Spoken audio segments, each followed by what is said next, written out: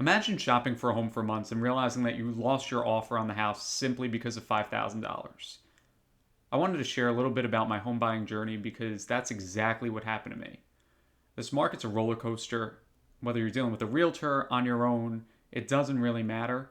But if you're house hunting, you know how crazy this market can be and how unaffordable in certain places this market can be. I've been searching for months, going to open houses, touring houses, even putting in offers to no avail. But in this competitive market, it feels like every time I find something I love, it's gone in the blink of an eye, or the offers that come in are way above numbers that even make sense. But I'm not giving up yet. Instead, I've decided to get a little creative. I'm driving around neighborhoods that I absolutely love, hoping to find a home where it might not even be listed yet. Sometimes the best opportunities come from thinking outside the box, right? So that's the goal. Let's see what happens, and let me talk you through kind of exactly what I'm doing. When I see a home that catches my eye, I jot down the address. When I get home, I do a little research, and then I write the homeowner a letter. Just something short like this, nothing too long. And I know it's a long shot, but you never know who might be thinking of selling their home and just hasn't taken that first step yet. So if I can get in advance of the market and possibly before they even ever list it, that is really an advantage that no one else would have on that property. So typically, like I said, I draft these little short personal statements, introduce myself, where I'm living, why I'm looking there, why I love the neighborhood and the house, and explain kind of what my goal is. That I'm looking for this house in particular. Hopefully, I think it's a perfect fit. And again, just being honest. Hopefully, they're looking for a deal and I'm looking for a deal. And this letter might just be that catalyst. But you never really know. And this approach definitely is not conventional. I'm not saying it is at all. Typically, your conventional process is contacting a realtor shows you the house, or you go to an open house, you sign an offer letter agreement, and then that's kind of your general process from a 10,000 foot level. But I'm willing to try everything because if I can find the right home at the right price in the right neighborhood, writing a few letters on the weekends, it just makes sense for me. And sometimes you have to create your own opportunities. So for me, what is the right house? And determining what is your right house is a different question for everyone. And it all depends on what your criteria is. For me, right now, I'm doing a very limited search.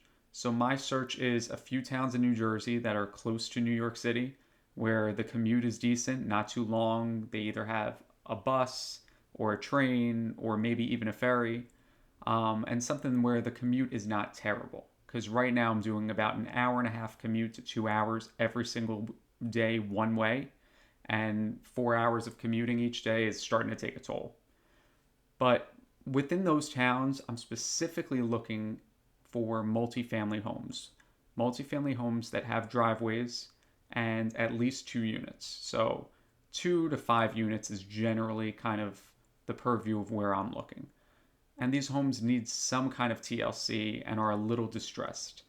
AKA, the owner's probably not living there, or the owner has trouble keeping up with the home and might be more of in a position to possibly sell.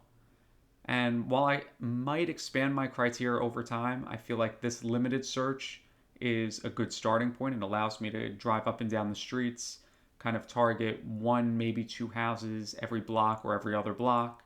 Not too overwhelming right now for me, and not too overwhelming in terms of inquiries that come back from these letters, but it just kind of gets the ball rolling. And from there, I can always adjust whether that's different towns, different criteria on the houses, and kind of seeing from there. But once I've made my list of houses, I then need to contact the owner. I could try calling the owner by doing some digging online or finding their email online.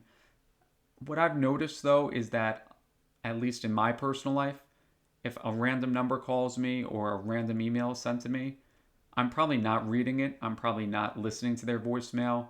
I'm probably not calling them back if I've never heard of these people in my life before. Just that's my experience. So more so, I've opted for personal letters, and personal letters have seemed to work to some avail. So here's a few tips I've learned to make sure that your note actually gets to the owner and is opened, because those 2 points are crucial. The first is to make sure it's handwritten. From the envelope itself, make sure it is addressed handwritten. Do not print it. It might be easier if you print it, but handwrite it. It makes a difference in terms of the open rate.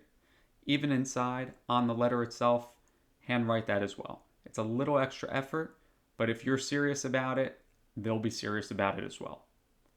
Next is mailing it to the owner, and that's finding out what the owner's address is. For me, with the multifamily, the owner might not actually live at the multifamily address. It might just be an investment property for them.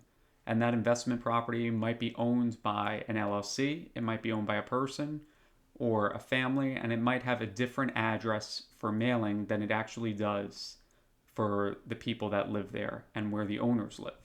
So do a little research. It doesn't have to be long, but look up their tax records in particular. Most of the time on the tax records, it will associate who the owner is or where the owner's primary or secondary address or mailing address may be. And lastly, do not use a business envelope. Do not use printer paper. Do not use anything that someone could think it's a business letter or a bill or things that most people do not want to open. So I would say most people, at least including myself, would rather open a greeting card, a holiday card, rather than a bill, especially around the holidays when I'm sending these out. So just kind of think of that and think of that process. I write mine on these blank cards, roughly 4x6, and put them in a blank envelope. I bought a whole box for about, I don't know, maybe $20 or $25 for 100 of them. Great. I'll put the link down below. I'll also put the link down below for the template of the letter that I use, just so you have some context kind of in terms of what worked for me. Again, at least I'm getting responses from these. Whether or not I'm actually going to get my dream home because of it or a home because of it is another story. But at least you'll have some insight into things that are currently working.